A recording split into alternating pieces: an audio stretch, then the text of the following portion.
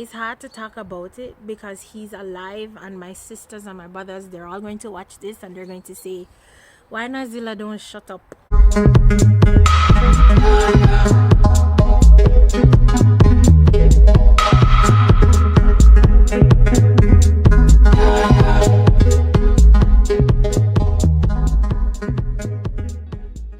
Salut Cocos, and welcome back to another video. And from the title of the video, you know already what's coming.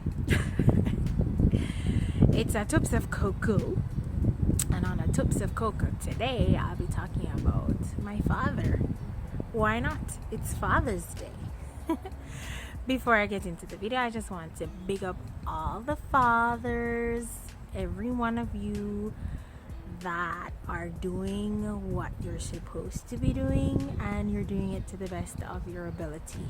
To those who are watching and you're not doing your job, get up and go and do your job.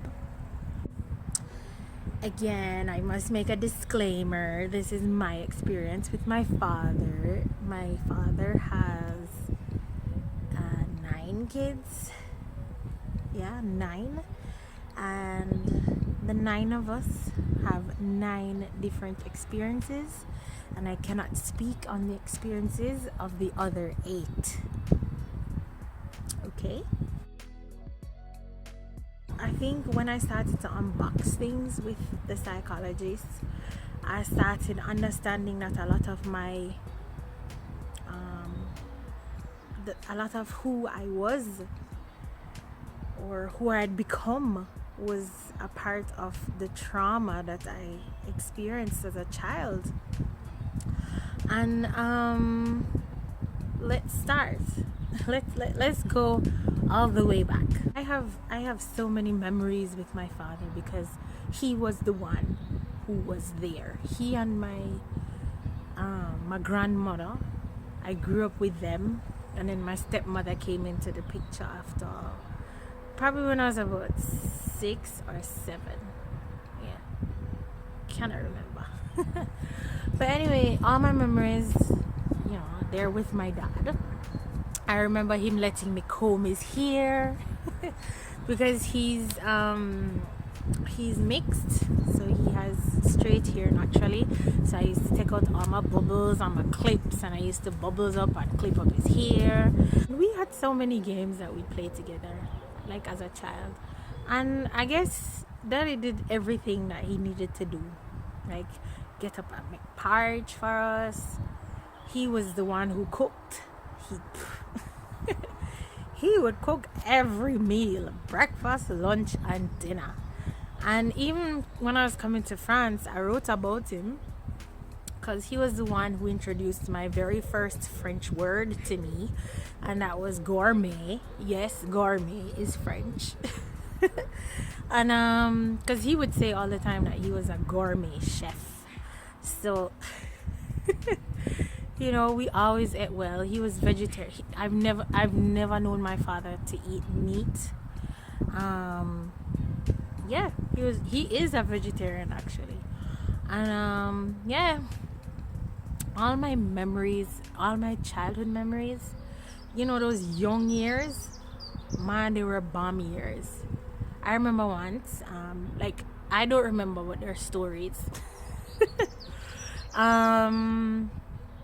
There are stories of I left the house. I probably was 3 or 4, and I went down to where he worked because we lived on the college campus, and I went down to where he worked to look for my father because I loved my father.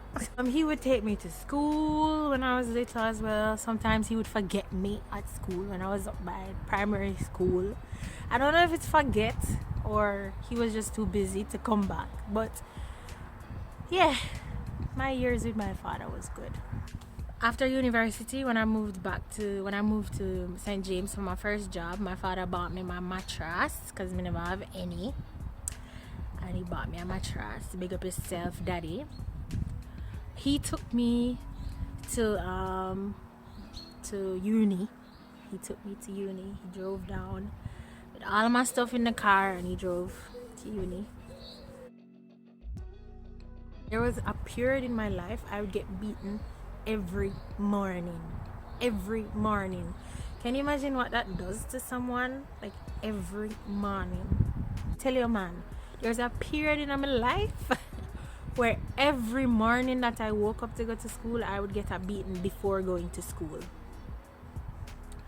There were times during my adolescence, like I would have no money to go to school, and I would go to school, and there's this lady who would, Mrs. Phillips. She was so kind. Like she would buy me stuff, and my grandmother would send me. When my sister died, he moved away with his new wife. Well, his wife. She's his wife right now. He moved away with her, and during that period, we did 1 week with him. Well, I did 1 week with him, and 1 week with my grandmother. And when I was with him, grandma would send us sandwiches and stuff. I don't know what was happening, because again, nobody speaks to the children. Nobody tells you what's going on, really. And I was very rebellious, and I was rebellious because things were not very good at home. It's hard to talk about it because he's alive, and my sisters and my brothers, they're all going to watch this, and they're going to say, why Nazila don't shut up? Why is she bringing this up? Because I can bring this up, because this is my trauma. This is my experience with my father. I remember 2 beatings that were just like horrible, and your children don't need to be beaten for this. So if you're a parent and you're listening, this can be good for you. It happened twice, once in Montego Bay and once in Portland. I was very young. I was probably 6 or 7, and as children, when you don't have something, you ask for it. And at school, in Montego Bay, the guidance counselor told Daddy that I was begging the other kids stuff, and he took it really badly. And instead of talking to me, we went home, and he beat me so badly. And the begging didn't stop because I didn't have it. And then it happened again in Portland when we moved back to Portland.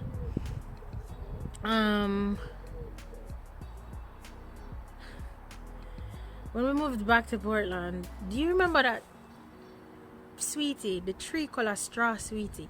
I think there's blue, yellow, and red in it, and it's the thing that you throw off in your hand. I would get lunch to take to school, and there was this little girl in my class, and she had one, and everybody in the classroom was asking her, to taste it. And it was the first time I tasted it, and I don't know if the sweetie did done, and she never get enough. She went and she told Daddy that I begged her candy. And I don't know, he got so mad. And then he took me home, and with Grandma, both of them held me down, and they beat me. And I think it was him who beat me, but she held me down. Beat me for sweetie when I beg at school. And that hurt so much. And even now, may I think about it. Why do you need to beat a child for that? To think about it, like, why? In instances like that, you don't beat your child. You talk to your child. You explain to your child that, I know everything you see, I forget. Because my begging didn't stop. Even after that, because I could not understand why I was beaten. Why I was beaten at every turn, at every time. Guys, Cocos, again, I am not condemning my father. I am not condemning anything, because he was doing all he was doing, again, maybe from his own childhood experiences, from his own past. this is how he deal with this was how he dealt with stuff. I don't believe that beating your children is the answer to any of your children's problems. Beating your children is not the answer to any of your children's problems. Children act out for different reasons. You need to find the reason and help them to navigate their emotions, because something happened for your child to be behaving a certain way. There is always the root to a problem. It's just like a tree can't just exist like this. There are roots. So find out, get to the bottom of the problem and stop beating your kids. Cocos ever wants to be in the camera. But I've just been always running away from my house because things were not right at home. Things were never right growing up. And because I was so young at the time and nobody spoke to me, nobody told me anything, I just went through a very rough time growing up. Now that I'm an adult, I have chosen not to speak to daddy. And it's not that I don't love him, but I'm no longer a part of his toxic circle. I'm no longer a part of the trauma that he continued to put on me, and the pressure that he continues to put on his children. I'm no longer a part of that, and I will not be a part of it anymore. Guys, what did you think about the Father's Day special? You know I get controversial, and I share little parts of me, and today was no exemption to my sharing. Please remember to like, share, and subscribe. TOOPPPS THOUGH is here to stay. I'm also on TikTok. I've put the link down below, so if you want, go follow me on TikTok. I do funny videos over there, short funny videos. Okay guys, if you like the content, don't forget to like, share, and subscribe, and look for me in the other video. Bye.